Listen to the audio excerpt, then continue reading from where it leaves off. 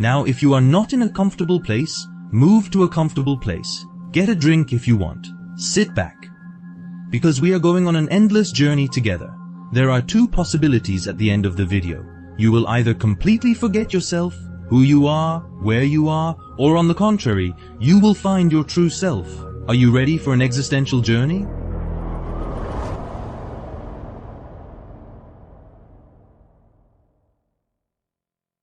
The universe is 46 billion light-years in diameter, according to latest estimates. If you ask how the universe, which was born 13-odd billion years ago, is 46 billion light-years in diameter, this is related to the expansion rate of the universe. As we know, the universe has been developing at an accelerating pace for a very long time. So the speed of light is not the limit for the universe. But we can talk about this separately. But now when we say 46 billion light-years, we say it is quite big. But it is really difficult to perceive and understand these types of numbers, these distances. It needs to be concreted. We will do this today. How big the universe is. Why then? We will talk about that at the end of the video. If you're ready, let's start. Let's start from our world, at point 0 relative to us, the pale blue dot we are on. Actually, we do not live on a very small planet. We mentioned concretization. For example, if you were to get into a car and travel around the world non-stop at a speed of 100 km per hour, you would have to travel more than 17 days. Even if you thought that this would be too tiring and you jumped on a passenger plane, you would still have to travel for more than 2 days. So we don't live on a small planet at all. We have been traveling on this rocky planet for hundreds of thousands of years. We settle, we live, we die. We still haven't finished it yet. Many people's lives are in a very limited area. It ends without even seeing other cities, let alone continents. Anyway, our mind has no limits, right? Let's leave the world, to our closest neighbor. Let's go to the moon. When we look at photographs, renderings, and animations, it seems like it is right next to us, right? As if we could touch it if we reached out during the full moon.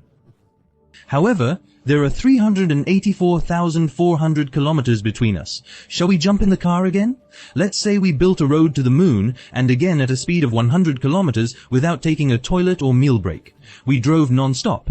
It would take more than 6 months to reach the moon. 6 months. We reached here even though it wasn't by car. It is the farthest place humanity has ever reached on a cosmic scale, outside of Earth. 12 people have walked on it so far. Awesome job. But we are short on time. Let's continue. When we expand that mountain a little more, we see other planets. When we see these in animations, they seem very close to us, but of course it's irrelevant, because it is not possible to show the actual size. Solar system. A tiny piece of the universe is actually gigantic in size. Example, let's get in our car again, and let's try to go to the sun at 100 km/h. Again, we could reach there in approximately 177 years without taking a lunch break. If we said, let's go with this many planes, it would take exactly 19 years. To the sun that we think of as if it were below us. Well, if we say let's give up and go to Neptune, that would be even more difficult. More than 5,000 years without a break by car, 600 years by plane. So yes, the solar system is pretty big. That's why just colonizing the solar system is such a big dream. But we still didn't push the limits. Even though we couldn't go there, the vehicles we built have come a long way. Because these vehicles are much faster than a car or plane. They can move 30,000, 40,000 kilometers per hour, sometimes even faster. For example, the farthest human-made object in space is Voyager 1, which was launched in 1977. It has now been heading into deep space at full speed for more than 43 years. It's been a long time since we left the solar system. It left the land in August 2012, and it is currently 22 billion kilometers away from our Earth. So, if you could travel at the speed of light, it would take 21 hours to reach Voyager 1. In the meantime, you can still follow Voyager 1's current location and route on NASA's website. Well, it's time to slowly move out of the neighborhood. Let's get out of the solar system. But there is a problem. Where is the border? There is no clear answer to this. According to some, the orbit of Neptune, and for others, the orbit of Pluto, is the answer to this. According to some astronomers, this is a belt with billions of comets known as the Oort cloud. Of course, this uncertainty corresponds to incredible distances. Let's say Neptune is the boundary of our solar system. In this case, if we could move at the speed of light, we could reach it in 4 hours. But if we tried to draw the border from the outside, from the Oort cloud, this time, when we started from the sun, it would take exactly 1.5 years to reach here with the light trail. So, depending on where you draw the line, there is a significant difference between 4 hours and 1.5 years. To remember again what the speed of light is, we could reach the moon in 1.3 seconds at the speed of light, and the sun in 8 minutes. It seems like if we reach the speed of light, we will solve everything. As you can see, even reaching outside the neighborhood will take 1 year even at this speed. Anyway, I guess I don't need to say that we are just getting started. We haven't even made 1 inch of progress in cosmic terms. When we compare our solar system, which seems to have an enormous size up to now, with our galaxy and the Milky Way, the limits of our minds will begin to be pushed further. Now let's take the closest star to us as a basis. Proxima Centauri. It is approximately 4.2 light years away. It's right here actually. Let's get in the car then. Let's try to go. How long do you think it would take? Let's go at 100 kilometers per hour, without taking a break. It would take about 47 million years. If we say we are in a hurry, let's get on the plane, it will take 5 million years. If we say we are even more in a hurry, let's jump on a space shuttle. For example, if we traveled at the same speed as Voyager 1, it would take 73,000 years, going to the star closest to our neighbor. So it's not too bad, but if we calculate the human lifespan in this period, this means 2,500 generations even at this speed, a little further away.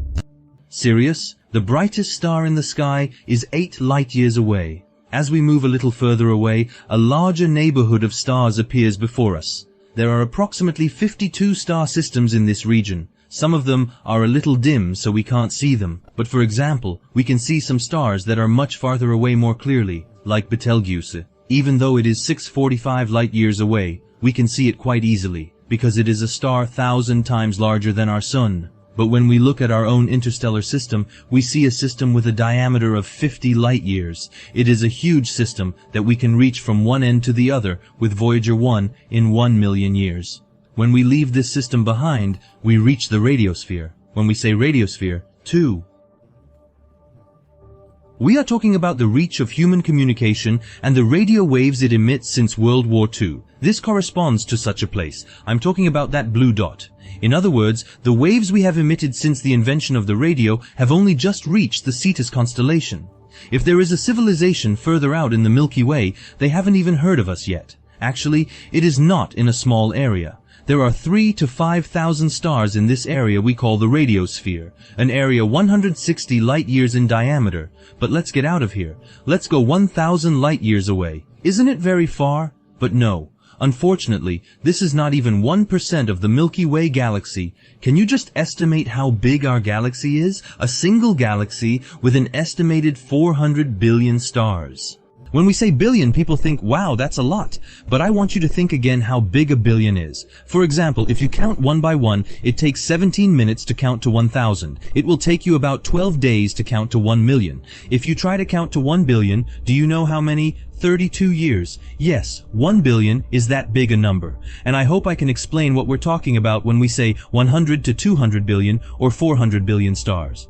I wanted to highlight this because things get even more complicated. So if there are about 400 billion stars in our galaxy alone, assuming that each star has a planetary system, we are talking about billions, trillions of possible planets. And there is only one galaxy in our galaxy that contains all of these, 120,000 light years in diameter and 1,000 light years thick.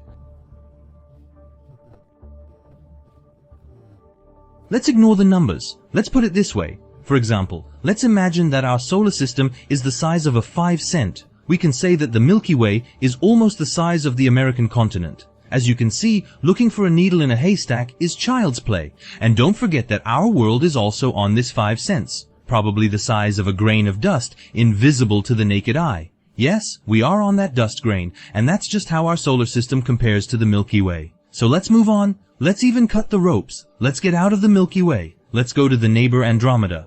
2.5 million light years away. Let's skip that too. When we expand it to a diameter of 110 million light years, we see the Virgo supercluster, which includes Andromeda and the group of galaxies called the Local Group.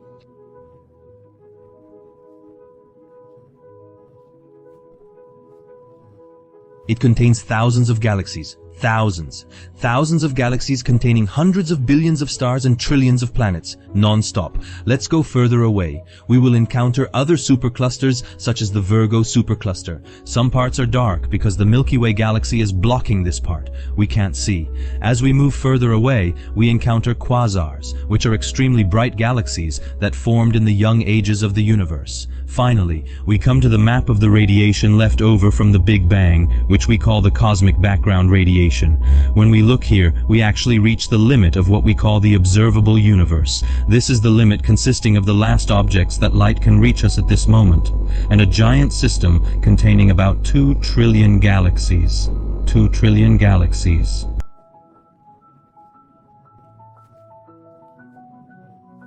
I think there is no need to explain the magnitude of the numbers anymore. So does it end here? No, of course. We currently think the observable universe is 46 billion light years across. We don't know anything else. But as we talked about before, when the accelerating expansion of the universe is taken into account, it is thought that the diameter of the actual universe could be 250 times larger. We're talking trillions of light years. And now the real question. So what should we do? So what can learning this bring to a person? The answer to this is of course very personal. But for all the great names, philosophers, thinkers, and scientists in history, the answer to this question is actually the answer to everything. Because man's effort to understand the universe and his effort to understand himself are actually very parallel. The better we understand the universe, the better we understand ourselves. Yes, we are not actually trying to understand the universe. The universe is not a phenomenon that we can think of separately from ourselves. We are the universe. We are the universe after all. We are biologically one with each other, chemically one with our world, and atomically one with the entire universe. We are committed. And this consciousness is a consciousness that can change everything in every sense. This consciousness tells us that we should approach all living things and the environment with respect and love. We may seem very small and insignificant, but it also tells us that we are special. Knowing that every atom in our body comes from stars that died in time ultimately tells us the insignificance of fights, wars, and simple troubles. Our time is limited, and we need to use it very well.